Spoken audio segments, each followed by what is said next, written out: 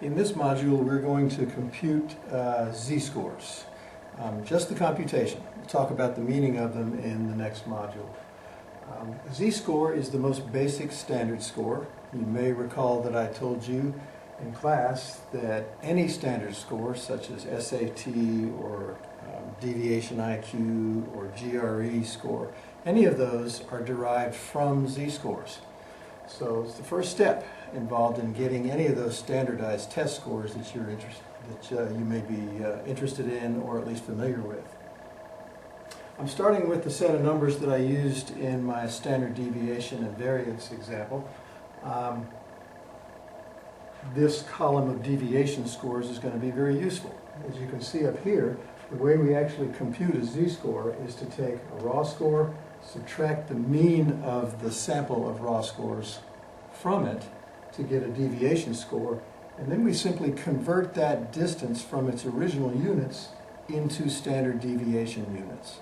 That's really the main feature of z-scores. Z-scores represent taking the original units you started with, but converting them to the standard deviation.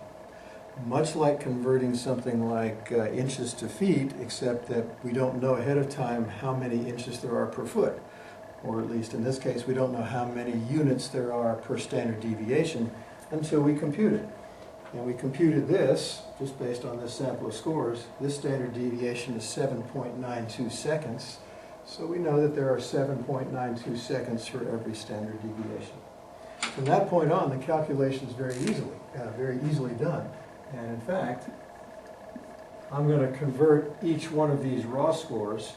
They've already been converted to the deviation scores we need in the numerator.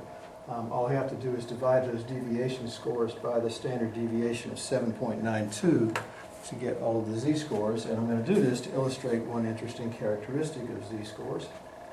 For one thing, we're going to maintain all those signs. We're going to have some positive, some negative. This one, 0.758. This one, 1.263 minus 1.515, 0.631, and 0.379.